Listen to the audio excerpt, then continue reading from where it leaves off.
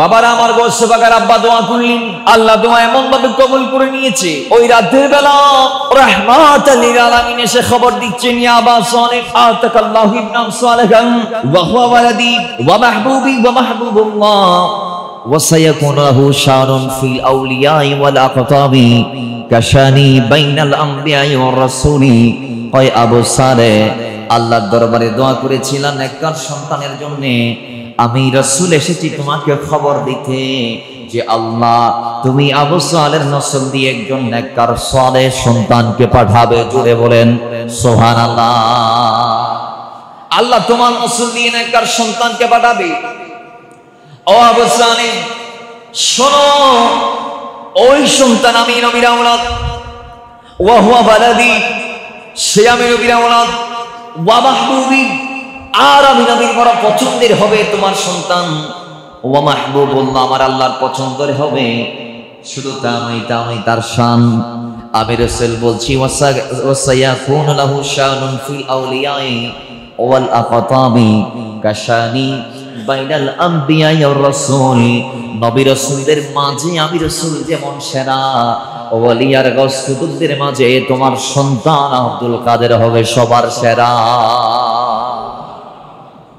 নবী রাসূলদের মাঝে আমাদের যেমন তুলনা নাই, ওলি গস কুতুবদের মাঝে গৌসে পাকের কোনো তুলনা নাই।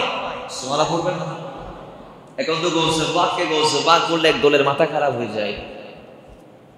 সারা জীবন নিজের নামের আগে মাওলানা আল্লামা শব্দগুলা লাগাইছে, কোনো আপত্তি নাই, কিন্তু গৌসে পাককে গৌসুল আজম বললে শিরক। কয় যারা আল্লাহর ওলি তারা এমনি ওলি হয় নাই, তারা সাধনা করে বলে হয়েছেন। কেমন সাধনা তারা করেছেন আপনি যখন জানবেন অবাক করার মতো। রব্বুল ইজ্জত বলছেন, বাবা ইয়াতাকাররাবা ইলাইয়া আবদি বিশাইইন আহাব্বা ইলাইয়া মিম্মা ইফতারাতু আলাইহি ওয়া মা ইয়াযালু আবদি ইয়াতাকাররাবু ইলাইয়া বিন নওয়াফিল। জোরে বলেন সুবহানাল্লাহ। রব্বুল ইজ্জত ডাক দিয়ে বলে, হাবিব আমার, যারা আল্লাহর বলে হয়েছে, যারা আমি আল্লাহর বন্ধুতে পরিণত হয়েছে, তারা এমন বলে হয় নাই, তারা আমি আল্লাহকে ডাকতে আছে।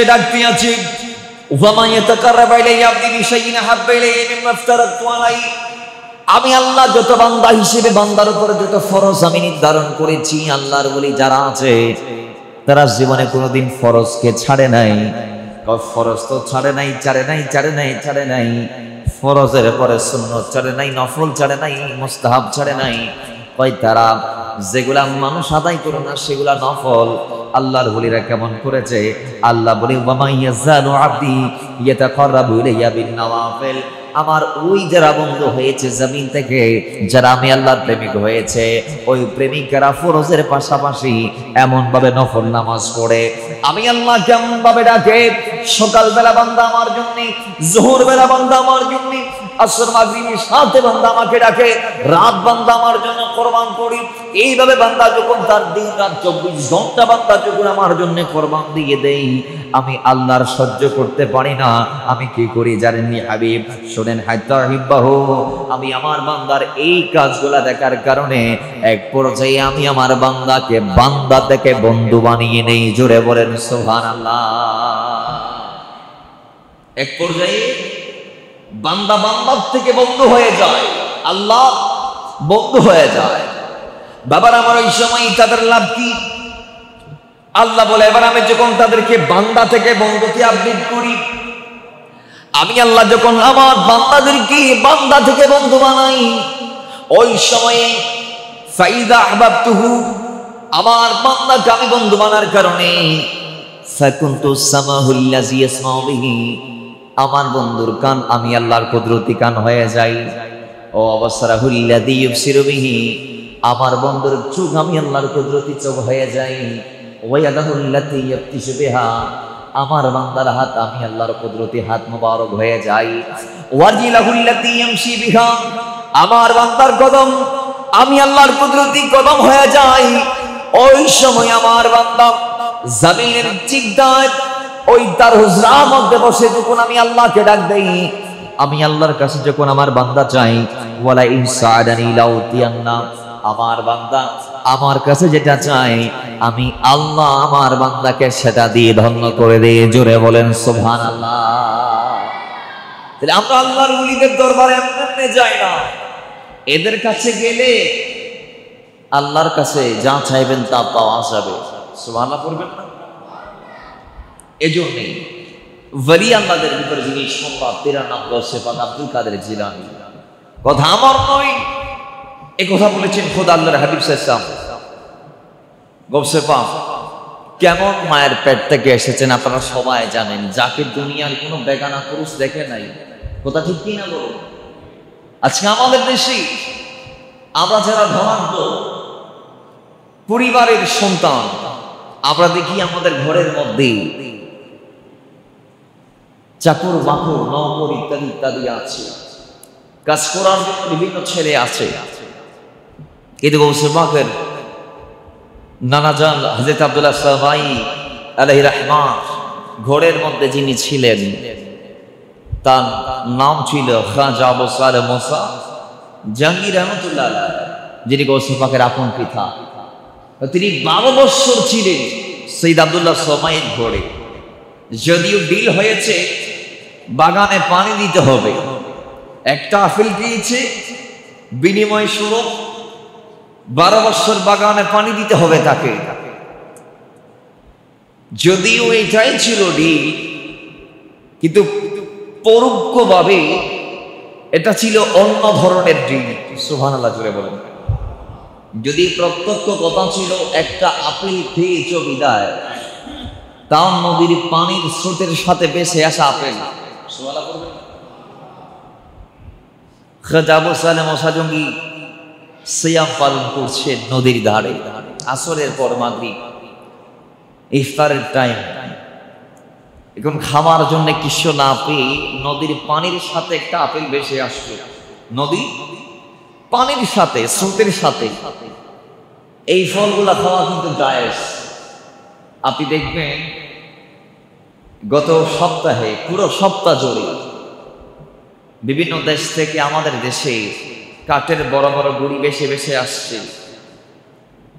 এলাকাবাসীরা নদী থেকে সেগুলাকে কুড়িয়ে নিতে গিয়ে একজন নিখোঁজ হয়েছেন। এই ধরনের বেশি আসা জিনিসগুলা নেওয়া জায়েজ। আপনি যদি এগুলা না নেন তাহলে পানিতে কাঠ নষ্ট হয়ে যাবে পচে। কথা ঠিক কি না? তো এই আপেলটা যদি গৌসে পাকের আব্বাজান না খাই তো ওটা পচে যাইতো। তো এটা খাওয়া জায়েজ, জায়েজ হওয়া এটা ফাতওয়া। কিন্তু তাকওয়া আছে না নাই? তাকওয়া বলছেন এ আবু সালেহ, এটা কার বাগানের আপেল, কার হক তুমি খেয়েছো, যার হক তার থেকে মাপ নাও, তাড়াতাড়ি যাও। জোরে বলেন সুবহানাল্লাহ। এখন পানি যেদিক থেকে আসছে সেদিকে যাওয়া আরম্ভ করলেন। যাইতে যাইতে যাইতে যাইতে আপেলের বাগান পাইলেন, বাগানের মালিককে খুঁজে বের করলেন, সৈয়দ আব্দুল্লাহ সাবাইয়া বাগানের মালিক। তো খাজা আবু সালেহ গেলেন, হুজুর আপেল বাগানটা কি আপনার? হ্যাঁ আমার, আমি একটা ফল খাইছি এরকম এরকম, আমার একটু মাফ করে দেন। সুবহানাল্লাহ। আব্দুল্লাহ সাবাই বলে আমার বাগানে 1000 মানুষ আসে, আপেল খায় নেই, এগুলার খবর আমার নাই। কিন্তু এটা কেমন যুবক যে একটা ফল কি সিবিদাই মাইলের পর মাইল পাড়ি দিয়ে এসেছে মাফ নেওয়ার জন্য। সুবহানাল্লাহ বলবেন না? ইনি তো যেমন তেমন যুবক নয়, ইনি যেমন তেমন যুবক নয়। সুতরাং এরকম মনিমুক্তাকে হাতছাড়া করা যাবে না। হতে পারে ইনার পিঠের মধ্যে আল্লাহ বড় বড় মানিক রেখেছেন। জোরে বলেন সুবহানাল্লাহ। বাবারা আমার, তিনি শর্ত দিলেন 12 বছর খেদমত করা লাগবে। গৌসে পাকের আব্বাজান বলে হ্যাঁ আমি রাজি আছি, তারপরে 12 বছর খেদমত করে আমি আপনার দাবির থেকে নিজেকে আলাদা করতে চাই, আপনার হক থেকে আমি মুক্তি লাভ করতে চাই। যদিও নির্দেশ ছিল বাগানের পরিচর্যা করার, কিন্তু বাগানের পরিচর্যা করে নাই। 12 বছর আব্দুল্লাহ সাবাই খাজা আবু সালেহ মুসা জাহাঙ্গীর রহমাতুল্লাহ আলাইহিকে কোরআন হাদিসের দরস দিয়েছেন। জোরে বলেন সুবহানাল্লাহ। 12 বছরের মেয়াদী ইলম হাদিস, ইলম ফিকহ, ইলম তাফসীর এবং যে ইলমগুলা কোরআন হাদিসের সচরাচর পৃষ্ঠার মধ্যে নাই, যেগুলো আছে বিভিন্ন আল্লাহর ওলিদের বুজুর্গদের সিনার মধ্যে, সেই সিনা থেকে সিনাতে আসবে মুরিদের, তো বাবার আমার ওই এলমগুলো নিলেন, তরিকাত তাসাউফের সমস্ত সাইটগুলা ক্লিয়ার করলেন। 12 বছর শেষ। হুজুর আজকে 12 বছর পূর্ণ হয়েছে। কই হ্যাঁ আমি জানি, তবে আমার আরেকটা শর্ত আছে। হুজুর আপনি না বলছিলেন 12 বছরের কথা, শেষ তো? না আরেকটা আছে। তো কি? আমার মেয়েকে বিয়ে করতে হবে। সুবহানাল্লাহ করে বলবেন না, আমার মেয়েকে বিয়ে করতে হবে। বর্ণনা করলেন এরকম এরকম, কালো, কথা বলতে পারে না, হাঁটতে পারে না, চলতে পারে না। মেয়েকে পর্দার অন্তরালে রাখলেন। গোসে পাকের আব্বাজান তার শাশুড়ির সামনে বসলেন। বিয়ে হলো। এবার বলে যাও, তোমার জন্য আমার মেয়ে হালাল হয়েছে, তুমি গমন করো আমার মেয়ের কামরায়। গেলেন, গিয়ে দেখে ওয়াল্লাহি পূর্ণিমার চাঁদ বসে আছে। জোরে বলেছে। আজকে আমাদের মায়েদের ভিতরে, আমাদের মা এবং মেয়েদের ভিতরে, আমাদের নারীদের ভিতরে এই পর্দার প্রবণতা আমরা দেখি না সচরাচর। যারা বারবার নিজেকে উন্মুক্ত করে দিতে চায়, তারা বারবার পর্দাহীন হয়ে চলতে চায়। অথচ পর্দা নারীর বৈষম্য, পর্দা নারীর অলংকার, পর্দা নারীর রক্ষা কবচ। একজন নারী যখন পর্দা করে তখন তার উপর আসমানি সাহায্য থাকে। সুবহানাল্লাহ করবেন না? পশ্চিমা বিশ্বের মহিলারা তাদেরকে উলঙ্গ ছেড়ে দিয়েছে রাস্তায়। আপনি যদি ওয়েস্টার্ন কান্ট্রিগুলোতে দেখেন, আপনি সেখানে পর্দা পাবেন না। যার দরুন এরা ফল ভোগ করছে, এদেরকে দিন দুপুরে লাঞ্ছিত করা হচ্ছে, রাস্তায় রাস্তায় উত্তপ্ত করা হচ্ছে, এদের শ্লীলতা হানি করা হচ্ছে, অনেকের সাথে ব্যভিচার করা হচ্ছে অপেরে। কিন্তু আজকে ১৫০০ বছরের ইসলামের ইতিহাসে আপনি পাবেন না কোন একজন পর্দাশীল নারীর পর্দাহানি করা হয়েছে। কারণ আল্লাহর হাবিব আমাদের নারীদের জন্য যেটা পর্দা স্বরূপ দিয়েছেন, সেটা হচ্ছে নারীর রক্ষা কবচ। জুড়ে বলেন সুবহানাল্লাহ। এই পর্দায় নারীতে সুন্দর লাগে, এই পর্দাতেই নারীকে সুন্দর লাগে। অথচ নারী জানে না। সে মনে করে মুখ খোলা রাখলে, হাত খোলা রাখলে আমাকে সুন্দর দেখাবে না। এবং বোরকা নারীদেরকে ক্রয় করে দিবেন কালো, কালো বোরকাই সবচেয়ে সেরা। বাবার আমার আবার আসেন, গৌসে পাকের আব্বাজান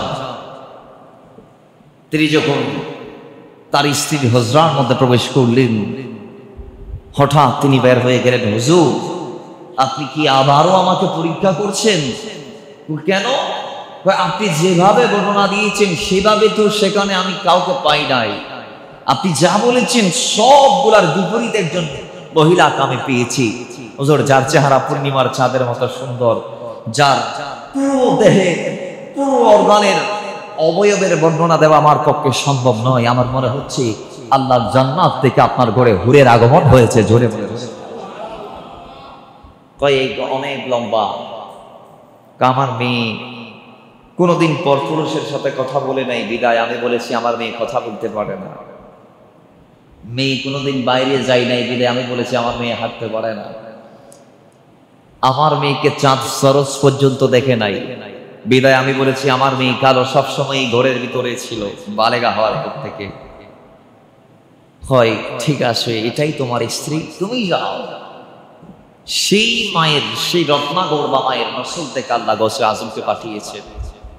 অথচ আমাদের ঘরে যারা থাকে এরা আমাদের স্ত্রীদের সাথে একেবারে কিচেনে গিয়ে একসাথে ভাত খায়।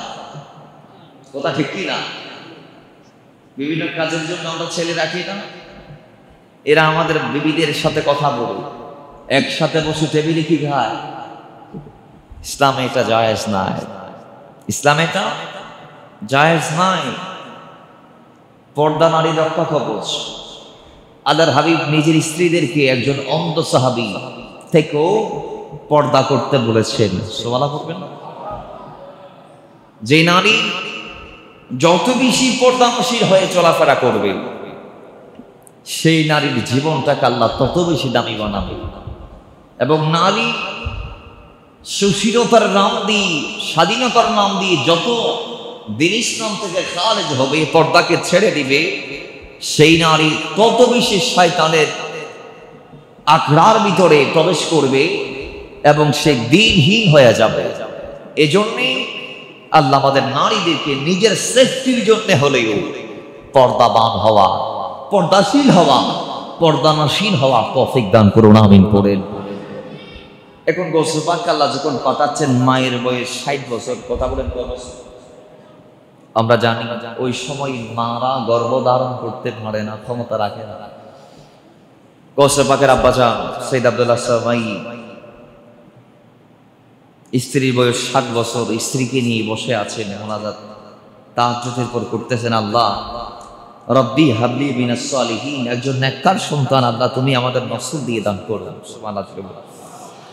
বাবারা আমার গোসল পাকের আব্বা দোয়া করলেন, আল্লাহ দোয়া এমন ভাবে কবুল করে নিয়েছে। ওই রাতের বেলা রাহমাতাল লিল আলামিন এসে খবর দিচ্ছেন, ইয়া আবা সালেহ আতাকাল্লাহু ইবনান সালেহান ওয়া হুয়া ওয়ালাদি ওয়া মাহবুবি ওয়া মাহবুবুল্লাহ ওয়া সায়াকুনু লাহু শারুন ফিল আউলিয়াই ওয়াল আকতাবি কাশানি বাইনাল আমবিয়াই ওয়ার রাসূলি। ওই আবু সালেহ আল্লাহর দরবারে দোয়া করেছিলেন নেককার সন্তানের জন্য। আমি রাসূল এসেছি তোমাকে খবর দিতে যে আল্লাহ তুমি আবু সালেহর নসল দিয়ে একজন নেককার সালেহ সন্তানকে পাঠাবে। জোরে বলেন সুবহানাল্লাহ। আল্লাহ তোমার নসল দিয়ে নেককার সন্তানকে পাঠাবে।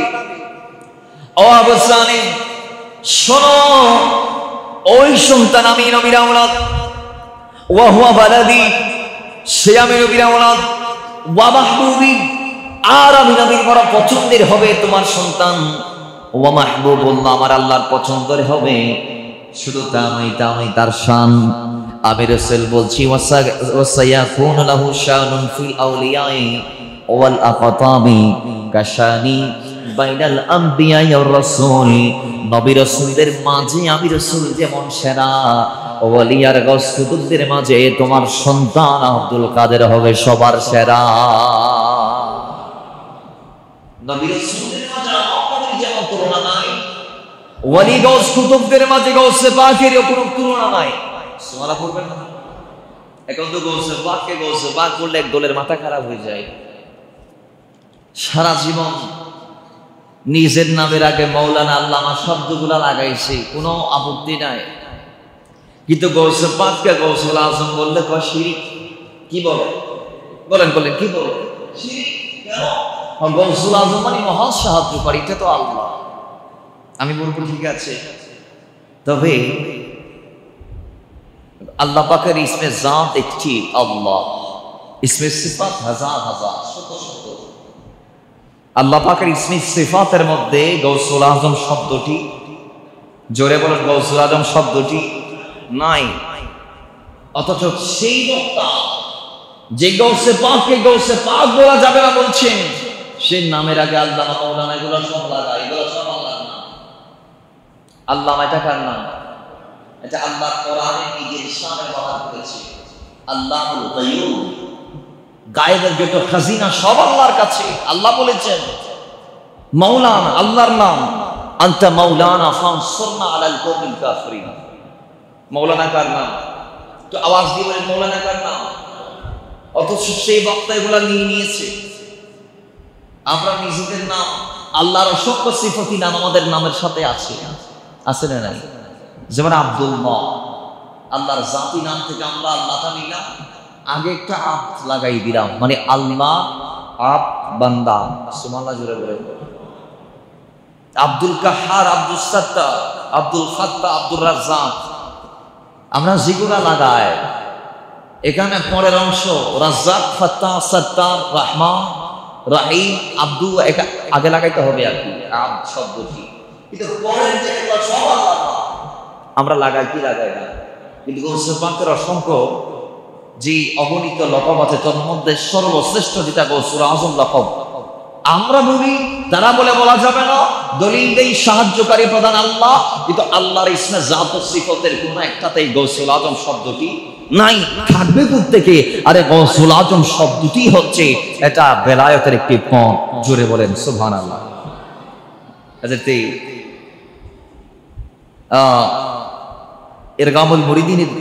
ইরগামুল মুরিদিন নামক কিতাবের মধ্যে এসেছে গাউসের সংজ্ঞায় ভাবে আল গুসু হুয়াল কুতুবুল্লাযী ইউস্তাগাসু বিহি। গৌস তাকে বলে যার কাছে বৈধ কিছু চাওয়া যায়। সুবহানাল্লাহ পড়েন, আর একটু জোরে বলে। এবং তার মানে বাবা আদম থেকে মৌলা আলীর আগমনের আগ পর্যন্ত রুহানি ভাবে মৌলা আলী, যার ব্যাপারে খুব আল্লাহর হাবিব বলেছে, আনা মদিনাতুল ইলমি ওয়া আলিয়ুন বাবুহা, আনা দারুল হিকমতি ওয়া আলিয়ুন বাবুহা, মান কুনতু মাওলাহু ফাআলিয়ুন মাওলাহু আনতা আখি ফিদ দুনিয়া ওয়াল আখিরা। এইভাবে যার শানে মানে ইজ্জত আছে আল্লাহর হাবিব অসংখ্য বাণী বলেছেন। ওই মৌলা আলী আদম থেকে তার আগমনের আগ পর্যন্ত রুহানি ভাবে তিনি গৌসে আজমের দায়িত্ব পালন করেছেন। বলে বলেন সুবহানাল্লাহ। বাবার আমার এরপরে দুনিয়াতে এসে সরাসরি একেবারে জিসমানি ভাবে দায়িত্ব পালন করেছেন। ওনার পরে সন্তান ইমাম হাসান গৌসে পাকের দায়িত্ব পালন করেছেন। ওনার পরে মৌলা হুসাইন গৌসে আজমের দায়িত্ব পালন করেছেন। ওনার পরে ইমাম জাইনুল আবেদিন দায়িত্ব পালন করেছেন। ওনার পরে ইমাম বাকের দায়িত্ব পালন করেছেন। ওনার পরে ইমাম জাফর সাদেক গৌসে আজমের দায়িত্ব পালন করেছেন। ওনার পরে ইমাম মুসা কাজেম গৌসে আজমের দায়িত্ব পালন করেছেন। ওনার পরে ইমাম আলী রাজা মাই দায়িত্ব পালন করেছেন। ওনার পরে মোহাম্মদ তাকি গৌসে আজমের দায়িত্ব পালন করেছেন। ওনার পরে মোহাম্মদ বাকি গৌসে আজমের দায়িত্ব পালন করেছেন। ওনার পরে হাসান আসকারী গৌসে আজমের দায়িত্ব পালন করেছেন। এবার হাসান আসকারীর ইন্তেকালের পরে আমার গৌসে আজমের আগমনের আগ পর্যন্ত রুহানি ভাবে আবার হাসান আসকারী গৌসে আজমের দায়িত্ব পালন করেছেন। জোরে বলেন সুবহানাল্লাহ। এরপর গৌসে পাক যখন আসলো, হাসান আসকারী গৌসে আজমকে দায়িত্ব বুঝিয়ে দিলেন। সুবহানাল্লাহ। তারপরে এখনো আজ অব্দি ইমাম মাহদী আলাইহিস সালাতু ওয়াস সালামের আগ পর্যন্ত আমার গৌসে পাক এই দায়িত্ব পালন করবেন রুহানি ভাবে। সুবহানাল্লাহ। এখনো গৌসিয়াতের মসনদে গৌসে পাক আছে না নাই? তো আওয়াজ জীবনী আছে না নাই? আছে। এবং ইমাম মাহদী হবেন সর্বশেষ রাসূল আযম। কোন সন্দেহ আছে? জোরে বলেন, সন্দেহ আছে? নাই। তাহলে ওই গৌসে পাকের ব্যাপারে আল্লাহর হাবিব বলছি, তোমার সন্তানের শান হবে ওয়াসায়াকুন লাহু শান ফিল আউলিয়া ওয়াল আখতাবি কাশানি বাইনাল আমবিয়া ওয়ার রাসূল। নবী আর রাসূলদের মাঝে আমি যেমন শ্রেষ্ঠ, তোমার ছেলেও হবে গৌস আর কুতুবদের মাঝে শ্রেষ্ঠ। জোরে বলেন সুবহানাল্লাহ। সেই সন্তান দুনিয়াতে আসার আগে মায়ের পেট থেকে কারামত জাহির করেছেন। আম্মা জান আঙ্গুরের বাগানে হাঁটছেন, পাকা আঙ্গুরের ফোকার থেকে আঙ্গুর নিবেন, সাপ বসে আছে দংশন করার জন্য। ঠিক কি না? আওয়াজ দেন, ঠিক কি না? গৌসে পাক মায়ের পেটের ভিতর আঘাত করে মাকে বসিয়ে দিলেন। আম্মা জানের ঘরে ফকির আসছে, সাইল। আল্লাহর হাবিব বলছেন, ওয়া আম্মা সাইলা ফালা তানহা। সাইলকে দমক দেয়া যাবে না, ফকির এসে কিছু চাইলে তাকে দিতে হবে। এখন ফকির যে দুষ্ট মা সেটা জানে না, ফকিরকে ভিক্ষা দিতে গেলেন। ফকির গৌসে আজমের আম্মাকে একটু ব্যাটাচ করতে চাইলেন, সঙ্গে সঙ্গে গৌসে আজম মায়ের পেট থেকে তাকে তাড়ানোর ব্যবস্থা করলেন। জোরে বলেন সুবহানাল্লাহ। মায়ের পেটে বসে বসে মায়ের মুখের শব্দ শুনে তিনি 18 পারা ক্লিয়ার করে এসেছেন। সুবহানাল্লাহ পড়বেন না? আমার দেশের কিছু বুদ্ধিজীবী বলবে এটা কি আবার সম্ভব? মায়ের পেট থেকে কোরআন মুখস্থ করেছেন। হ্যাঁ, আপনাদের জ্ঞানের পরিধি হয়তো স্বল্প, কালিল বিদায় আপনারা জানেন না। বাবারা আমার, বর্তমান মেডিকেল সায়েন্স বলছে বাচ্চার বোনের বয়স যখন মায়ের পেটে 4 মাস 10 দিন, সেদিন থেকে বাচ্চা নড়াচড়া আরম্ভ করে এবং বাচ্চার প্রাণের সঞ্চার হওয়ার পর থেকে বাচ্চার মাকে বাচ্চার বাবা যদি একটু টাচ করে পেটের ভিতর থেকে বাচ্চা সেটা বুঝতে পারে। জোরে বলেন সুবহানাল্লাহ। তার আব্বা তার আম্মারে টাচ করলেও সন্তান পেটের ভিতর থেকে বুঝতে পারে। বেয়াদবি মাফ করবেন, কই আব্বা আম্মা যখন মিলিত হয় রাতের বেলা, বাচ্চা তখন পেট থেকে অত্যন্ত বেশি আনন্দ অনুভব করে। জোরে বলেন। এবং মায়ের পেট থেকে সন্তানকে আল্লাহ এমন পাওয়ার দিয়েছেন, মেডিকেল সায়েন্সের বর্ণনা, কোরআন হাদিস পড়ে এগুলা দূরের কথা। মেডিকেল সায়েন্স বলছে আব্বা তার সন্তানকে মায়ের পেটের কাছে গিয়ে যদি কিছু বলে, পেটের ভিতর থেকে বাচ্চা ওয়াল্লাহি সেটাও বুঝতে পারে। একটু জোরে বলেন সুবহানাল্লাহ। নবী ইসহাক আলাইহিস সালাম তার সন্তান, আমি ওয়াকিয়া আগে বলেছি, সেটা হয়তো আপনাদের স্মরণে না থাকতে পারে, মায়ের পেটের ভিতর থেকে এক সন্তান, আইস নামক যে সন্তান, সে ইসহাক নবীর অপর সন্তান, যিনি নবী হয়ে দুনিয়াতে এসেছেন, যাকে আল্লাহ নবুয়ত দিয়েছেন, তাকে বলছেন তুমি যদি আমার আগে দুনিয়াতে যাও আমি তোমাকে হত্যা করব, নাউজুবিল্লাহ করে বলে, এবং আমার মায়ের পেটও নষ্ট করে দিব। সন্তান বলতেছে পেটের ভিতর তাকে বড় ভাইকে। এখন এই কথা শোনার পরে আম্মা জান তো একেবারে হতাশ হয়ে গেলেন, হাইরে আর ফোন দিয়ে পেটের ভিতরে কি হর। তো আরেকদিন সব দিন দিনে বাপরাকে হতো আমার ফোন দিয়ে কি হর একা না অনু। তো নবী ইসহাক আলাইহিস সালাম তিনি সন্তান আইসকে বললেন, আইস তুমি পরে আসবা, তোমার বড় ভাইকে আগে আসার ব্যবস্থা করে দিবা। আমি তোমার আব্বা বলছি, তোমার আম্মা তোমাকে রেহেমে রেখেছে, এটা তোমার মায়ের অন্যায় নয়। তুমি তোমার ভাইকে হত্যা করতে পারো না, তোমার মায়ের রেহেমকে নষ্ট করতে পারো না, সুতরাং তুমি শান্ত হও বাবা। জোরে বলেন সুবহানাল্লাহ। ওয়াল্লাহি আব্বা জান যখন এই কথা বলেছে, আইস তখন শান্ত হয়ে গেছে মায়ের পেটের ভিতর। জোরে বলবেন না সুবহানাল্লাহ। এবং মেডিকেল সায়েন্স বলছে আব্বার শব্দ সন্তান বুঝে, মা বাবা যা বলে যা করে তাদের সমস্ত খাসলত পেটের ভিতর থেকে সন্তান অবজার্ভ করে। তা আমার আপনার ফুলা যদি মায়ের পেটের ভিতর থেকে আমার আপনার ভাষা বুঝতে পারে, আমার গোসে পাকের ক্ষমতা কম না বেশি? তো আওয়াজ দিয়ে বলি কম না বেশি? আরো দূরে বলি কম না বেশি? তো গোসে পাক মায়ের রেহেমের ভিতর থেকে মায়ের তেলাওয়াত শুনতে পারে কি পারে না? তো আওয়াজ দিয়ে বলি পারে কি পারে না? আমাদের কার কোরআন হাদিস খোলার দরকার নাই। সুবর মাই জেদবাড়ি বাংলাদেশের ছেলে,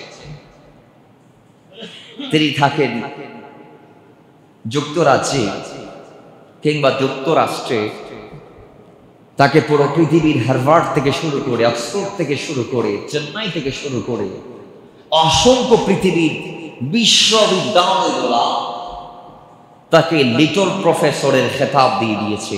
সুবহানাল্লাহ। কেন? যিনি 40 বছর বয়সে আমেরিকার প্রেসিডেন্টে নির্বাচন করবেন ডিক্লার দিয়ে দিয়েছে, এখন বয়স 12-13। কিন্তু এই সন্তানটার মেধা এত বেশি তীব্র, যেগুলা বিসিএস ক্যাডাররা সলভ করতে পারে না, বিভিন্ন অঙ্ক গণিত, ওই 10 বছর বয়সে আগে 8-9 বছরে এই সন্তান ওই বড় বড় অঙ্কগুলা তিনি নিমিষেই মুহূর্তেই একেবারে তুড়ি মেরে সমাধান করে দিতেন। জোরে বলেন সুবহানাল্লাহ। যেগুলা ক্যালকুলেট করতে অসংখ্য টাইম লাগে, এরকম লম্বা লম্বা গণিত ইনি মুহূর্তের ভিতর কাউন্ট করে ফেলে।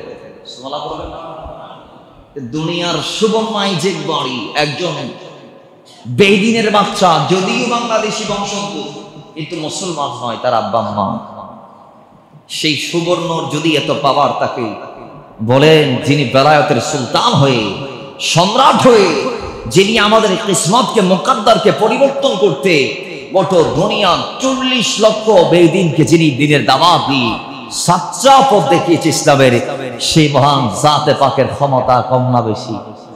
আওয়াজ দিয়ে বলি কম না বেশি? তিনি মায়ের পেট থেকে 11 পারা শুনে শুনে এসেছে, শুনতে শুনতেই তার মুখস্থ হয়েছে, পরবর্তীতে বক্তব্য দিয়ে তার প্রমাণও দিয়েছে। সমানা পড়বেন না? তাহলে আমার দেশের তথাকথিত বুদ্ধিজীবীদের এই বুদ্ধি যে পারবে না এটা ফেক, আর আমার গৌসে আজম পেরেছে এটাই সত্যি। ঠিক কি না? তো আওয়াজ দিয়ে বলি ঠিক কি না? মুহাব্বতে দরুদ পড়ি, আল্লাহুম্মা সাল্লি মাওলানা মুহাম্মাদ ওয়া আলা আলি সাইয়্যিদিনা আমাদের টাইম নাই, আমরা শর্টকাট এই গৌসে আজমের জীবন থেকে আর কিছু নুসখা নেই।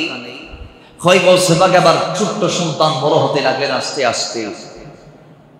আব্বা যারা ইন্তেকাল করলেন ছোট্ট অবস্থায়, বাবা হারার পরে সন্তানের দায়িত্ব মার এবং ছোট্ট আরেকটি ভাই আছে, গৌসে পাকের ছোট্ট আরেকটি ভাই আছে। ওই ভাইয়ের দায়িত্ব গৌসে আজমের কাঁধে আসলো। এবং তিনি কেমন ব্যক্তি ছিলেন, গৌসে পাক তার আম্মা যখন 18 বছর বয়সে চাকে যখন বাগদাদ যাওয়ার অনুমতি দিলেন 17 বছর পর হওয়ার পরে, ওই সময়ে গৌসে পাকের কদমে মা স্বর্ণ এনে দিলেন 80টি স্বর্ণ মুদ্রা এনে দেওয়ার পরে আমার গৌসে পাক সেটাকে দোভাগ করে 40টি তাম ছোট্ট ভাইয়ের জন্য দিয়ে গেলেন। জোরে বলেন সুবহানাল্লাহ। কেমন ব্যক্তি ছিলেন। আজকে আমাদের ভিতরে আমরা আছি ভাইয়ের হক মেরে খায়, ঠিক কি ঠিক না? আওয়াজ দিয়ে বলেন ঠিক কি না? গৌসে পাক সেটা করেছেন না, এই জন্য তিনি এত বড় মাকাম অর্জন করেছেন। আপনি মানুষকে নিঃস্বার্থভাবে দেন, নিজের পরিবারের জন্য আজকে আমরা নিঃস্বার্থভাবে কিছু করি না, বিনিময় খুঁজি বারবার। তো ইয়েন বললে আল্লাহ কি, তোমার ইয়েন দিলে তুমি আর কি দিবে, এগুলা বাদ দিয়ে দেন, নিঃস্বার্থ হয়ে যান। স্বার্থান্বেষী হবেন না, স্বার্থহীন হয়ে যান। আপনি যদি স্বার্থ ছাড়া বান্দামূলক একটা কাজও করেন, আল্লাহ তার বিনিময় আপনাকে দিবে। এখন বিনিময় যদি আপনি বান্দার থেকে চান, বান্দা কি দিতে পারে আপনাকে? কয়টা দিতে পারে? কি আর দিবে? কিন্তু বিনিময় যখন আসমান থেকে আসবে তখন সেই বিনিময়টা দেখার মতো হয়ে যাবে। জোরে বলেন সুবহানাল্লাহ। বাবার আমার গৌসে পাক ছোট্ট অবস্থায় এবার বাইরে দায়িত্ব, মায়ের দায়িত্ব নিয়ে গরু নিয়ে মাঠে গেলেন। একদিন, দুদিন, 3 দিন গরু গৌসে পাকের সাথে আবার কথা বলা আরম্ভ করলেন। গৌসে পাকের সামনে গরু আবার কথা বলছেন মুখ খুলে, ইয়া আব্দুল কাদের, হে আব্দুল কাদের জিলানী, মা লিহাযা খুলিকতা, আল্লাহ আপনাকে এই কাজের জন্য বানাই নাই, ওয়ালা বিহাযা উমিরতা, এটা নির্দেশও দেয় নাই। আপনি আপনার 90 বছরের জিন্দেগি, 91 বছরের জিন্দেগি, এই পুরো জিন্দেগিটা তো ইসলামের জন্য কোরবান করবেন। আপনি কেন আপনার এই মূল্যবান সময় আমার পিছনে আমার পরিচর্যা করে করে আপনি কাটাচ্ছেন? আল্লাহ তো এই কাজের জন্য আপনাকে বানাই নাই, এটা নির্দেশও দেয় নাই। গৌসে পাক গরুর মুখে কথা শুনে তিনি বলে, আমি আমার ঘরের ছাদে উঠে গেলাম ভয়ে ভয়ে। আল্লাহর কসম, আমি আমার ঘরের ছাদ থেকে সেদিন আমার দৃষ্টি আল্লাহ এমন ভাবে প্রসারিত করে দিয়েছে।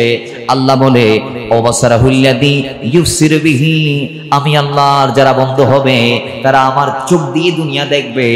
গৌসে পাক আব্দুল কাদের জিলানী 17 বছর বয়সে বাড়ির ছাদ থেকে আল্লাহর চোখ দিয়ে তিনি আরফার মাঠের হাজীদেরকে দেখেছে। হাজিদেরকে দেখেছে। সব ঘটনাগুলো আমাকে বললেন, আম্মা গরু তো আমার সাথে কথা বললো, এখন কি করতে পারি? এবং আমি ছাদে যেটা দেখলাম, কি করা যায়? ঠিক আছে তুমি যাও। আমার একটা কথা মনে পড়েছে, তোমার আব্বাও নিয়ত করেছিলেন তোমাকে দিন ইসলামের মাযহাব মিল্লাতের খাদেম বানাবে, আমি তোমাকে উন্মুক্ত করে দিলাম। তুমি এখন স্বাধীন, তুমি 18 বছরে কদম দিবা, 17 বছর তোমার শেষ হয়েছে। যাও, তুমি তোমার এই জীবনটাকে কাজে লাগাও, দিন ইসলামের খেদমতের আঞ্জাম দাও। ছোট্ট এই দুনিয়ার অল্প পরিসর যতদিন দুনিয়াতে থাকো, জীবনের প্রত্যেকটা সেকেন্ডকে সন্তানকে কাজে লাগাও। জোরে বলেন সুবহানাল্লাহ। সেদিন তিনি বাগদাদ এর উদ্দেশ্যে রওনা দিয়েছিলেন। যাবার পথে অনেক লম্বা বাকি, আপনারা সবাই জানেন। ডাকাতের সর্দার গৌসে পাকের কথা বিশ্বাস না করে তাকে ডাকলেন। গৌসে পাক খুলে দেখাইলেন, এখানে ভবনের নিচে 40টা কি আছে। সর্দার বলল, হুজুর আপনারে আমরা চার্জ করতাম না, এবং আপনি ছোট্ট, আপনার এই ব্যাপারটা আমরা এত মাথায় নিই নাই। যারা বণিক ব্যবসায়ী মাল নিয়ে টাকা নিয়ে যাচ্ছে এদেরকে আমরা শ্বাস করতাম, কিন্তু আপনি মিথ্যা না বলে সত্য কেন বললেন? কয় আমার মায়ের শিক্ষা।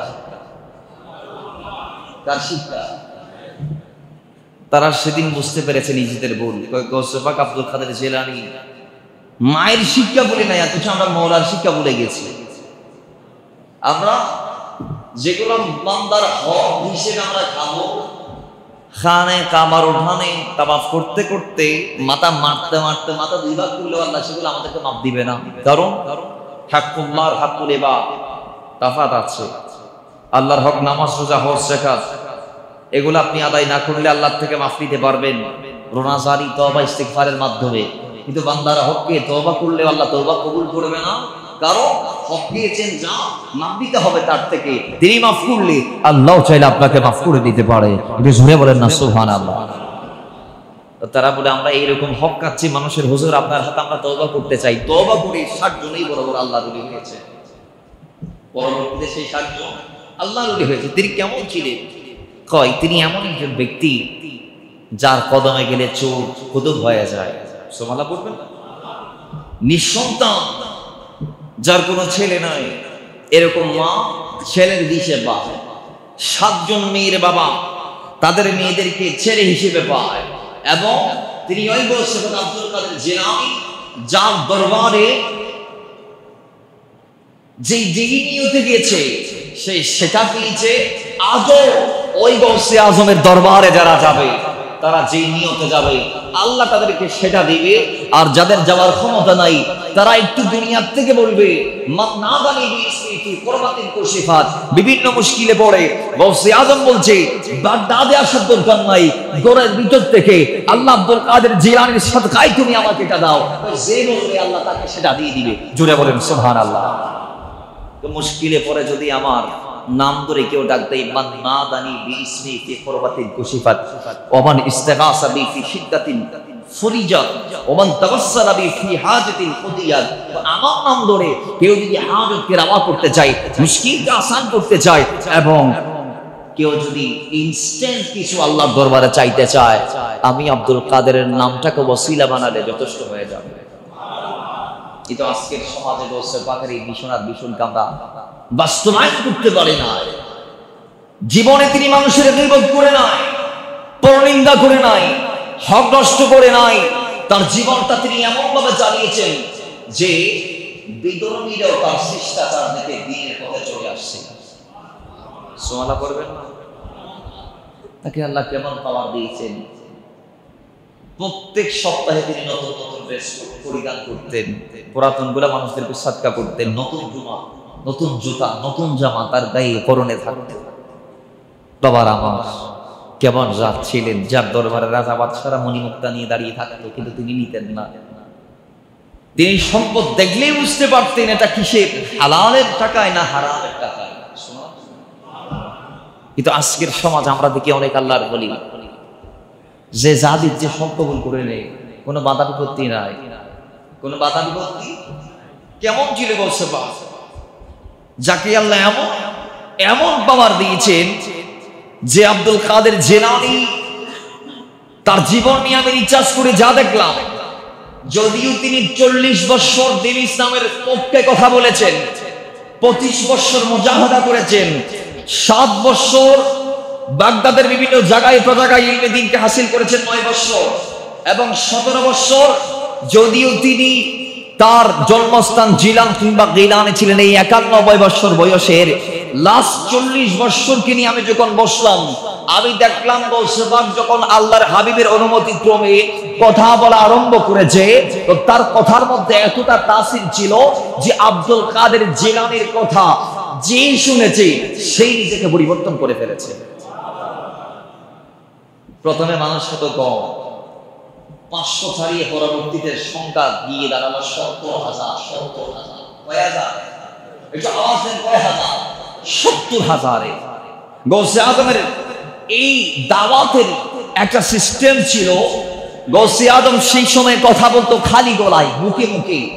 তো গৌসে আজমের জলসার প্রথম কাতারে যে বসেছে, সে যেইভাবে কথাগুলো শুনছেন, 70,000 মানুষের পরে যেই বসেছে সেও একইভাবে কথাগুলো শুনছেন। জোরে বলেন সুবহানাল্লাহ। সেখানে রেজারুল গায়ব আল্লাহর ওলিরা থাকতো, সেখানে মুফতি মুহাদ্দিস ফকিহ কাজীরা থাকতো, সেখানে জিনেরা থাকতো, সেখানে মানুষ থাকতো, সেখানে অসংখ্য আল্লাহর ওলি সমসাময়িক বসে বসে গৌসে আজম থেকে দরস দিত। দরস কেমন ব্যক্তি ছিলেন। একজন খাদেম, একজন গোলাম এসে বলে, হুজুর আমার বাড়ি তো অনেক দূরে, সপ্তাহে 2 দিন করে আপনি নসিহত করেন, হুজুর আমি কেমনে শুনবো, আমার বাড়ি তো অনেক দূর। তোমার সমস্যা নাই তো, তুমি তোমার বাড়ির পাশে কোন একটি উঁচু জায়গায় টিলাতে গিয়ে বসলে সেখান থেকে আমি আব্দুল কাদেরের কথা শুনতে পারবা। সুবহানাল্লাহ। বাবারা আমার গাউসে পাক আব্দুল কাদের জিলানীর সর্বশেষ একটি ওয়াকিয়া, সময় নাই, এরপর সময়ের বাইরে গিয়ে বলতেছি এটা। আমার গাউসে পাক আব্দুল কাদের জিলানী, আল্লাহ তাকে কেমন পাওয়ার দিয়েছেন, তিনি তো ফানার বাকার মধ্যে চলে গিয়েছিলেন, আল্লাহর জন্য নিজেকে বিলীন করেছিলেন। বিদায় আল্লাহ তাকে কি করছে জানেননি? আমার গাউসে পাক আব্দুল কাদের জিলানী 70 জন মুরিদের বাড়িতে, সংক্ষেপে বলছি, একদিন ইফতারি দাওয়াত দিলেন। ইফতারির সময় হলো, হাদেম বলে আব্দুল কাদের জিলানী হুজুর রে 70 জনের ইফতারির দাওয়াত আপনি নিয়েছেন, ইফতারির সময় হয়েছে, কার বাসায় যাবেন? আমি কোথাও যাব না, আমি এখানে ইফতার করব। আর একটু জোরে বলে, আমি কোথায় ইফতার করব? এখানে। আমার দরবারে যারা আছে সবাইকে নিয়ে ইফতার আমি করব এখানে। করলি পরের দিন সকালবেলা একজন গিয়ে বাজারের মধ্যে বলে, হুজুর আব্দুল কাদের জিলানীকে আমি গতকালকে আমার ঘরের মধ্যে ইফতার করাইছি। এখন একজন বলছে আরেকজন নিয়ে ফেলছে, এতে কয় মাথা ফাঁক হয়ে গেছে নিতে। গৌসে পাক তো গতকালকে আমার করে ইফতার করছে। হইতে হইতে সেখানে 70 জনের দাবি, সবার দাবি গৌসে পাক আমার ঘরে করেছে। পাশ দিয়ে হেঁটে যাচ্ছেন গৌসে পাক, কি সমস্যা? হুজুর আপনি না কালকে আমার বাড়িতে ইফতার করছেন? কহা। তা আরেকজন হুজুর আমার বাড়িতে না করছেন? কহা। আরেকজন বলতেছে আমার 70 জন এখানে যারা আছে সবার বাড়িতে আমি ইফতার করেছি। হুজুর কেমনে সম্ভব? গাছের দিকে তাকাও, তাকাইলেন দেখে প্রত্যেকটা পাতাতে গৌসে পাক আল্লাহর জিকির করছে। আসেন না ক্ষমতা, আওয়াজ দিয়ে আসলে নাই। ভাজাতুর আসলার এসেছে, আমি যদি একটা বললে গোটা 1 বছর লাগবে গৌসে আজমের জীবন নিয়ে বলতে। আমি এই জুমায় শেষ করে দিব, গত জুমাতেও বলেছি, আর পারবো না, কারণ আমাদেরকে নতুন নতুন বিষয় ক্লিয়ার করতে হবে। তো গৌসে পাক ভাজাতুর আসলারে বলছেন, গৌসে পাক বলছেন আল্লাহ আমাকে 24,000 কারামত দিয়েছে, তার মধ্যে সর্বোচ্চ কারামত হচ্ছে আল্লাহর এই জমিনের উপর দাঁড়িয়ে আসমানের চাঁদ আর সূরজের সাথে কথা বলা, আর সর্বনিম্ন যেটা কারামত সেটা হচ্ছে মুর্দাকে জিন্দা করা। জোরে বলেন সুবহানাল্লাহ। আল্লাহ পাক সেই মহান হাস্তির ফেয়ুজ বারাকাত আমাদেরকে নসিব করুন, যার গোলাম হলে কোনো সন্দেহ থাকবে না, যার গোলামদের আলাদা পরিচয় নিজে বলে দিয়েছেন, তারা রাতের বেলায় আল্লাহকে ডাকবে, দিনের বেলায় আল্লাহকে ডাকবে। যার গোলাম হলে লাভকি মুরিদিরা তাখাফ, যিনি বলেছেন আমার গোলামদের কোনো ভয় নাই। এজন্য আমরা তার গোলামের জন্য প্রস্তুত, জীবন দিচ্ছি। গৌসে আজমের এই মিশনকে বাস্তবায়নের লক্ষ্যে আমরা সবাই কাজ করছি। আল্লাহ পাক আমাদেরকে তিনার গোলামের মাধ্যমে পরকালের ভেড়া পার করার তৌফিক দান করুন। আমিন।